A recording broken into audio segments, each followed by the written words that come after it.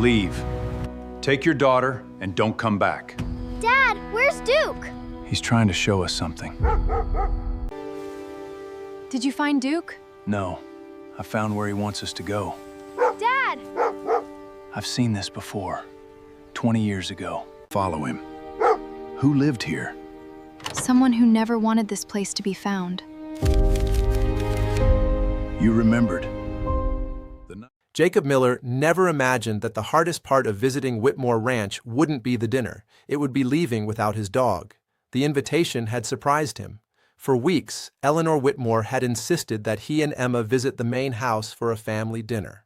"It'll be simple," she had promised. "My parents are finally coming home." Jacob almost declined. He had never been comfortable inside mansions. He preferred open fields, old barns, and quiet evenings on his little ranch.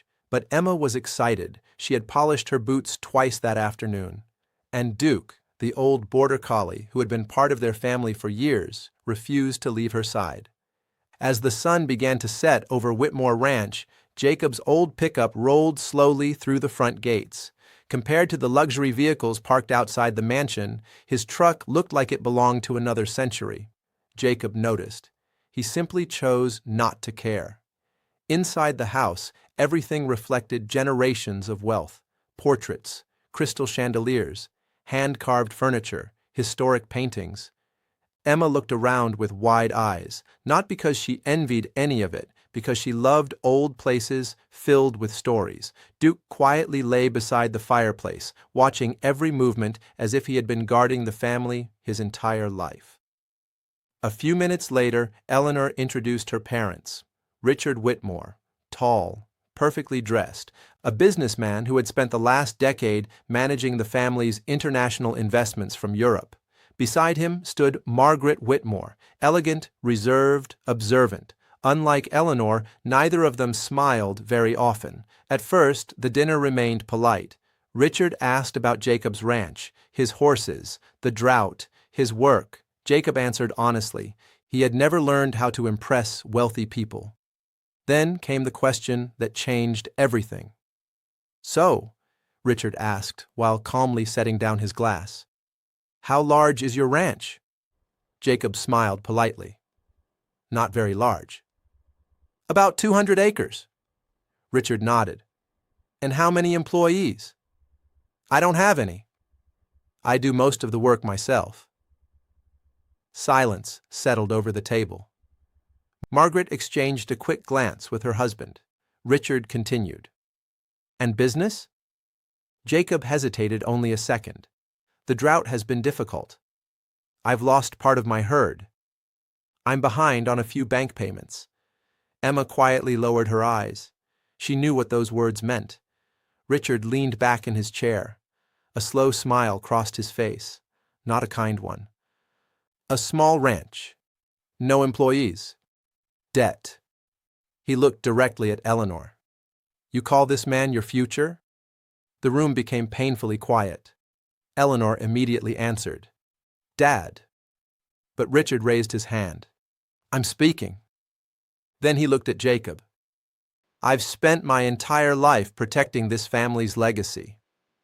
My daughter deserves someone who can stand beside her, not someone looking for a rescue." Jacob remained silent. Richard wasn't finished. "You expect me to believe you're here because of love?" "No. I think you're here because you know exactly how much this family is worth." Emma's eyes filled with tears. She looked at her father, waiting for him to defend himself. Jacob simply placed his napkin on the table. His voice remained calm. "You have every right to protect your family." Richard stood. "Then leave." The word echoed through the dining room. "Take your daughter, take your dog, and don't come back." For a brief moment, Eleanor looked as though she might argue. Instead, Jacob gently touched her arm. "It's all right." He thanked the kitchen staff for the meal, helped Emma into her jacket, placed his old cowboy hat back on his head, and walked toward the front door without saying another word. Outside, the evening air felt colder than before. Emma wiped away her tears. "Dad," he was wrong. Jacob smiled softly. Sometimes people judge what they can see. They don't always know the whole story. Emma nodded, then suddenly looked around. Dad. Jacob stopped. Duke? The old border collie wasn't beside them. They searched the front yard, the gardens, the stables, the driveway. Nothing. The dog had vanished. As the lights of Whitmore Ranch faded behind them, Jacob made only one decision. They would return at first light. Because Duke had never wandered away before, and somehow, Jacob couldn't shake the feeling that the old dog hadn't disappeared by accident. The next morning, while searching for Duke across the Whitmore property, they were about to uncover something that had remained hidden for more than 20 years. Most people in Willow Creek knew Jacob Miller for one reason. He was the quiet cowboy who never complained, the man who always arrived first to help repair a broken fence, the father who never missed one of Emma's school events, even if it meant working through the night afterward, the rancher who still smiled even when life gave him very few reasons to. What almost nobody knew was how much he had already lost. At 42 years old, Jacob's hands carried the marks of decades of hard work. The calluses on his palms had repaired barns, saddles, wagons, fences, engines, and broken roofs. But there were wounds no one could see. The deepest one had been left the day Sarah died. She hadn't left Jacob with money. She hadn't left him a large ranch. She hadn't even left him enough time to say everything they still wanted to say. Instead, she left him something far more difficult. Emma, a little girl who looked more like her mother every single year. Sometimes it was the smile. Sometimes it was the way she tilted her head while listening to stories. Sometimes it was the kindness she showed complete strangers. Every time Jacob saw those small gestures, it felt as though Sarah had somehow found a way to remain beside them. Emma had just turned 8. She loved horses almost as much as she loved exploring old places. She believed every abandoned barn hid a forgotten treasure.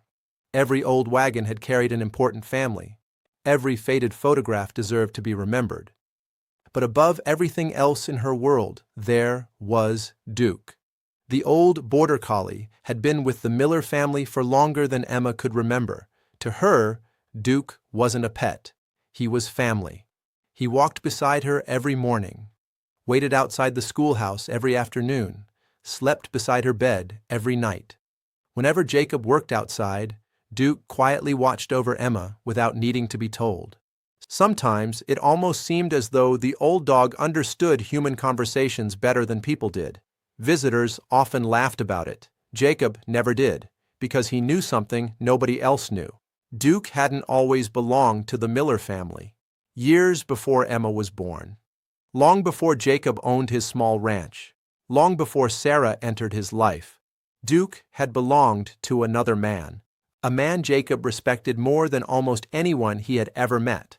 A man whose name had almost disappeared from history. After that man's death, the old border collie had refused to stay with anyone else. For weeks, he wandered alone. Until one rainy afternoon, Jacob found him sitting beside an abandoned roadside fence. The dog was thin, exhausted, but his eyes never showed fear, only loyalty. Jacob offered him water. The border collie walked toward him without hesitation. From that day forward, they never separated. Jacob had never explained any of this to Emma. Not because he wanted to hide the truth, because the story belonged to someone else, and one day, if the time ever came, he would tell her everything. Until then, Duke was simply Duke, the smartest dog on the ranch, the quiet guardian who somehow always knew when someone needed comfort. Sarah used to kneel beside him, scratch behind his ears, and smile. Then she would say the same sentence every single time. A loyal heart often sees what people refuse to see. At the time, Jacob thought she was talking about dogs. Years later, he realized she had been talking about people, because loyalty notices details that pride ignores. The morning after Richard Whitmore threw Jacob out of the mansion, those words returned to him. The sun had barely risen when Jacob and Emma returned to Whitmore Ranch. Eleanor insisted on helping search. So did several ranch hands.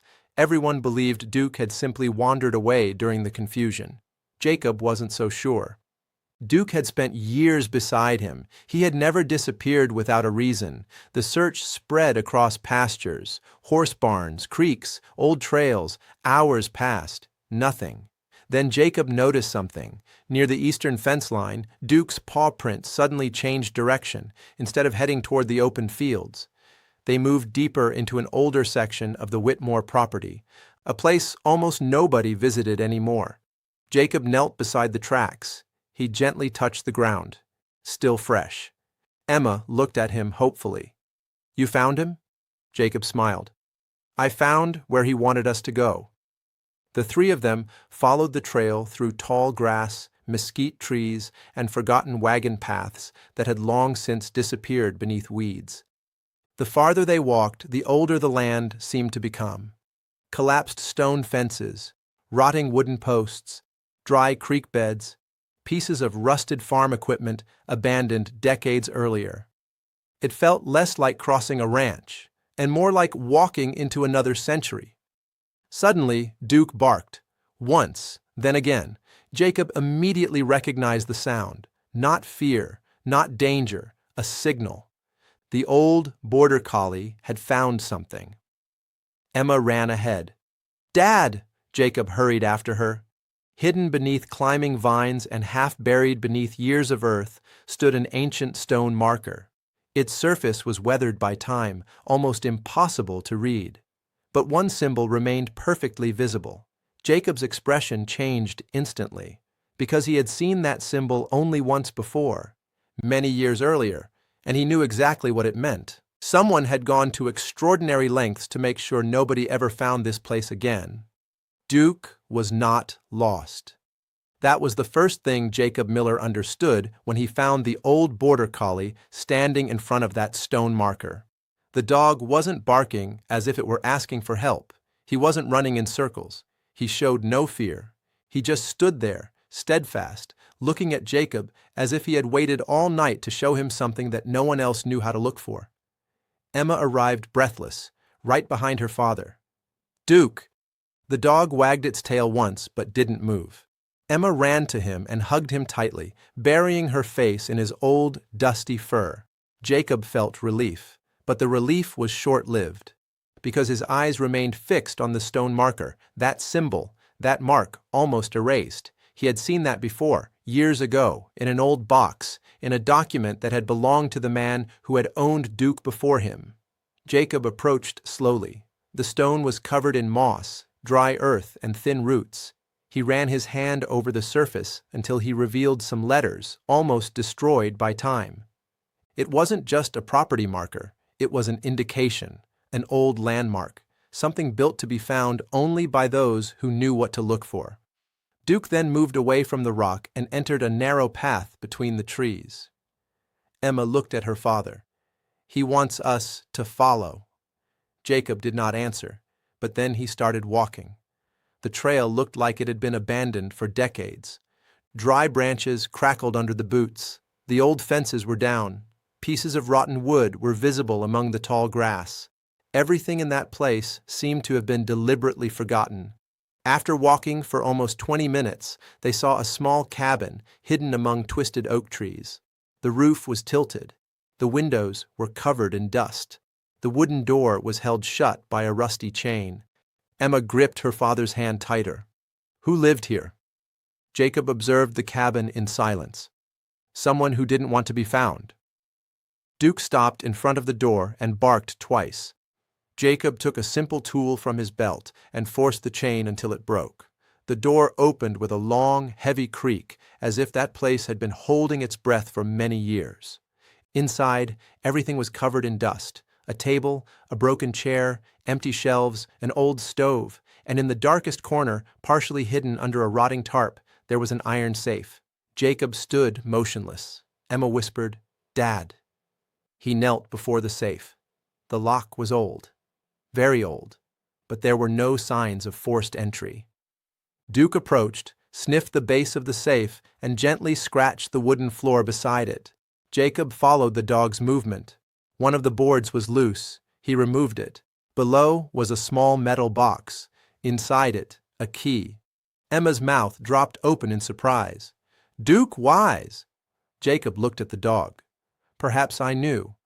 Or perhaps he was simply following an old memory, a scent, an instinct of loyalty that time had never been able to erase. The key turned with difficulty. The safe opened, and inside it was more than Jacob expected. Old maps, land deeds, letters tied together with string, bank documents protected in sealed envelopes. It's a will, never registered, never presented to any court, never deliver it to the intended recipient. Jacob picked up the document carefully. The paper was yellowed, but preserved. At the top, there was a name that he recognized immediately. Thomas Callahan, Duke's former owner, an old friend of William Whitmore, a solitary, reserved man known for buying up forgotten land before anyone realized its value. Emma watched silently as her father read the first few lines. With each sentence, Jacob's face changed. Confusion, shock, then something heavier, understanding. Decades earlier, Thomas Callahan had created a secret endowment fund, lands, accounts, investments, royalties, mineraries, holdings in companies that supply agriculture. Everything is carefully protected. Everything was handled in silence. Over the years, that fund had grown. Very. The estimated value exceeded $200 million. Emma didn't fully understand the number, but he understood his father's silence. Dad, is that a lot? Jacob took a deep breath. It's more than any ordinary man should have to bear alone. She looked at the document. Whose is it? Jacob continued reading. Then he found the line that made his hands stop. He was the primary beneficiary of the fund, Jacob Miller, not Richard Whitmore. No, Eleanor, not Victor Kane. Jacob. Emma frowned. Why? Jacob did not respond immediately, because part of him already knew.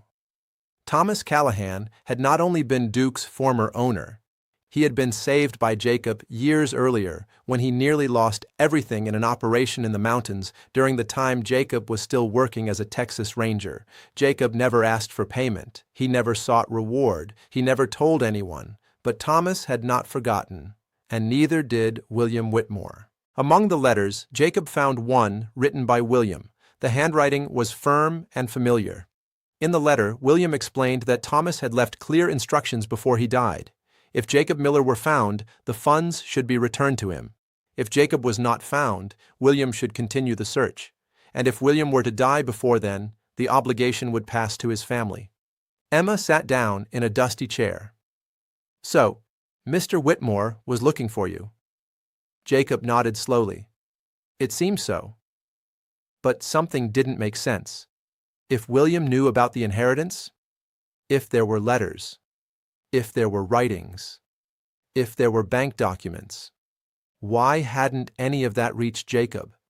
Why was the cabin hidden? Why was the will never registered? And why did Richard Whitmore seem so determined to expel Jacob before even meeting him? Jacob looked back at the safe. At the bottom there was another envelope, unlike the others, most recent, open, empty. Someone had been there before, someone had found part of the truth, and someone had decided to hide it. Duke let out a low growl, glancing towards the cabin door. Jacob stood up slowly. At that moment, he understood that discovering the inheritance was not the end of the story. It was the beginning, because someone already knew that $200 million belonged to Jacob Miller. And this person had been doing everything to ensure that he never found out. Jacob Miller spent his entire life believing that the truth always leaves traces. Sometimes they were footprints, sometimes they were documents, and sometimes they were small details that only patient people could see. As he left the old, hidden cabin with Emma and Duke, he was carrying much more than just a will. He was carrying questions that always pointed in the same direction. If William Whitmore had spent so many years searching for Jacob, if Thomas Callahan had left a fortune intended exclusively for him, if all that documentation existed, so someone had deliberately prevented that inheritance from reaching its rightful owner. Jacob returned to Whitmore Ranch in silence. Even Eleanor didn't immediately realize that something had changed. She simply noticed that Jacob observed people differently. The corridors, the employees. The conversations were interrupted when he approached, the glances exchanged between administrators. It was the same look he had had many years before, when he was still investigating complex crimes as a Texas Ranger. He didn't ask questions without a reason. First I observed, then I connected the dots.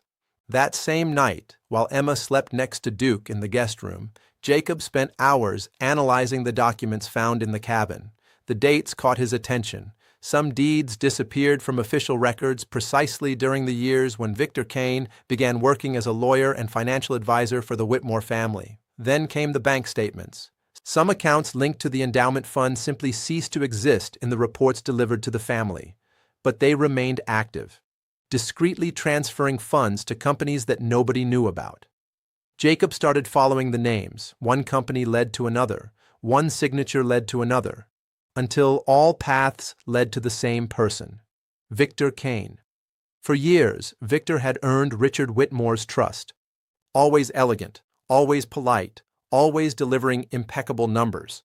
When William died, Richard returned from Europe, believing that Victor was the most qualified man to manage the family business, and Victor took advantage of every minute of that trust. First, he convinced Richard that many old documents were no longer valuable. Then, he reorganized the files, transferred contracts to new offices, replaced accountants, digitized records. On paper, everything seemed like modernization. In practice, it was a cleanup, a carefully planned cleanup to erase any evidence of the existence of the fund created by Thomas Callahan. Jacob also found several different versions of the same will. Some are incomplete, others were adulterated. In one of them, his name simply disappeared. In the other scenario, the endowment fund was transferred to a foundation controlled by the family's own administrators. It was a sophisticated fraud, done slowly, for many years, without raising suspicion. The following morning, Jacob went looking for Eleanor. He spread all the documents out on the library table. She watched in silence. The more she read, the more color her face lost. "This means," Jacob answered before she finished, "Victor never tried to protect his family. He tried to control everything his father left behind." Eleanor remained motionless. For years, Victor had been a part of Noah's birthday celebrations, sitting at the family table, calling William a friend. Now she understood that, while he smiled at everyone, he was plotting to steal what William had spent his entire life protecting. But there was something even worse. Jacob found old printed emails, cards, internal reports. All of this shows that Victor had fed Richard Whitmore lies for years. He said Jacob was an adventurer, that he would one day appear trying to exploit the family's feelings of guilt. Poor men always invented stories when they saw an opportunity to get rich. Suddenly, everything made sense. Richard didn't expel Jacob simply out of pride. He was prepared to do that. For years, Victor had built up that reaction even before Jacob showed up. It was another piece of the plan, to remove the true heir, keep him discredited, to make Eleanor doubt him. Meanwhile, the fund would remain hidden. Jacob slowly closed the folder. There were no more doubts. He knew men like Victor. I knew exactly how they worked. They never just stole money.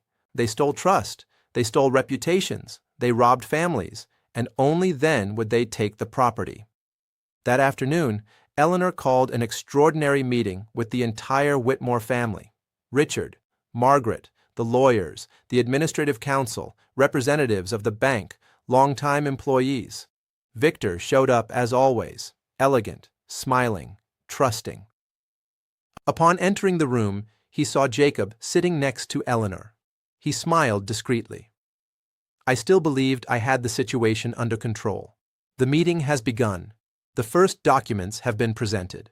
Victor responded calmly. He called them all misinterpretations. He said that old records often contained errors. He stated that Jacob did not understand legal matters. Some members of the council seemed to believe him. Then Jacob placed the original will found in the cabin on the table. Victor paled for a moment, but he quickly regained his composure. "An invalid copy." That was all he replied. Jacob remained silent, because he knew that the most important piece was still missing. At that exact moment, as the argument intensified inside the room, Duke had disappeared again. Nobody noticed. Until the main door to the meeting room slowly opened. The old border collie walked calmly among those present. In the mouth, he was carrying the exact original document that Victor Kane was absolutely certain he had destroyed many years before. Silence fell over the meeting room at Whitmore Ranch the moment Duke walked through the door. The old border collie walked slowly among lawyers, counselors, family members, and townspeople as if unaware that dozens of eyes were fixed on him. In his mouth, he carried an aged leather tube. Jacob recognized the object immediately. It was an old, waterproof document holder, used decades ago to protect important papers during horseback riding trips. Victor Kane recognized him as well. And, for the first time since the start of the meeting, he completely lost his expression of confidence. Duke walked straight up to Jacob. He sat down opposite him, and he carefully dropped the tube onto his feet. Emma smiled. "Good boy, Duke." Jacob knelt down, stroked his old companion's head, and slowly unfastened the leather clasp. Inside were several neatly rolled-up documents, all preserved, all original. The room remained in absolute silence while Jacob removed the first piece of paper. It was the original will of Thomas Callahan, without erasures, no changes, with notarized signatures. Below that were complete bank records for the endowment fund created decades earlier. Later, maps of the properties, investment certificates, and personal letters exchanged between Thomas Callahan and William Whitmore emerged. The lawyers began to analyze each document. The more they read, the more evident it became that those documents had never been officially presented. They had been hidden, for many years, by someone who knew exactly the value of that inheritance. Then Jacob took out the last envelope. It was different from the others. Simpler. On the front, there was only one sentence written in William Whitmore's own hand. "To my family." Eleanor took a deep breath before opening the letter. Her voice trembled as she began to read. "If this letter has reached you, it means you have finally found Jacob Miller." She paused briefly. Tears were already starting to well up. He continued, "Jacob Miller saved my life when he had nothing. Everything reserved in this trust belongs to him, not because he earned my fortune, but because he earned my respect." Nobody said a word. Even Richard Whitmore remained motionless. William continued, "Money can build ranches.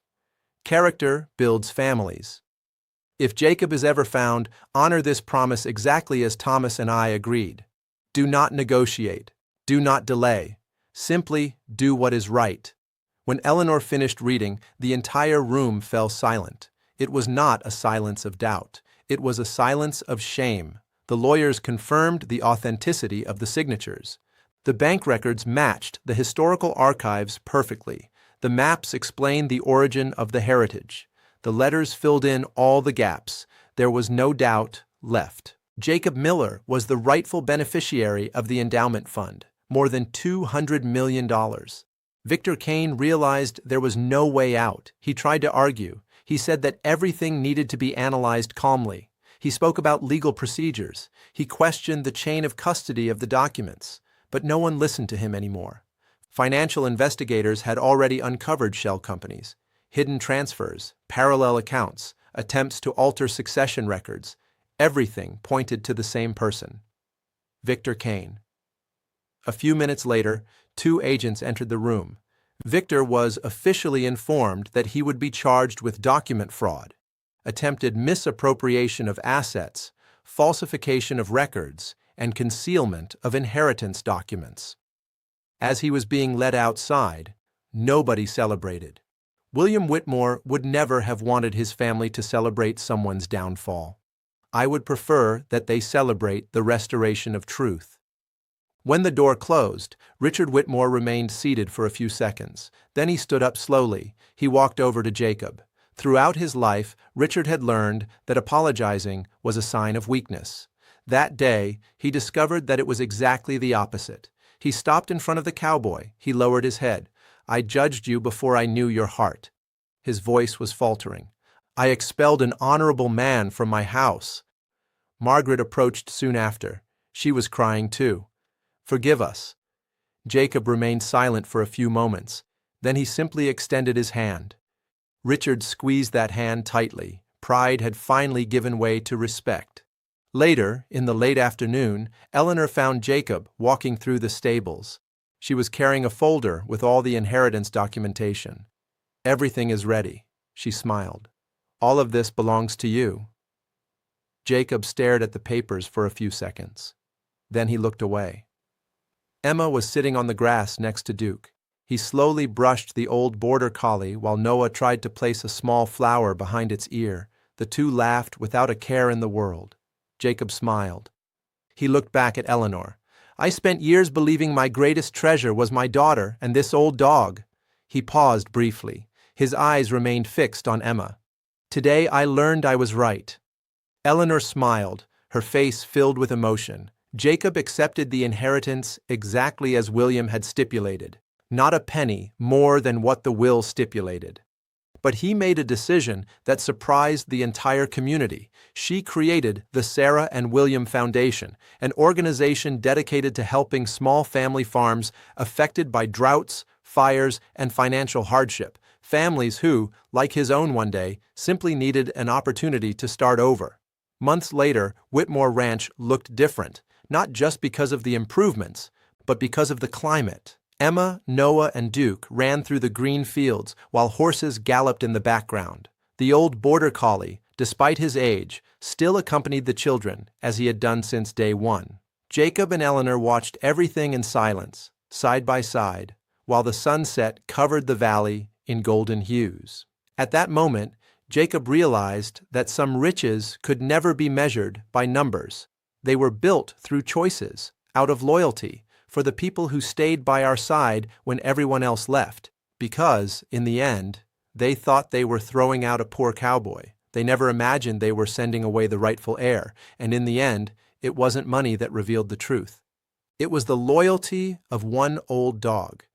If you discovered someone you loved had been hiding your inheritance for years, would you choose revenge or forgiveness? Let me know in the comments. And if you enjoy stories about family, loyalty, hidden legacies, and cowboys who never give up, subscribe to the channel and join us for the next story.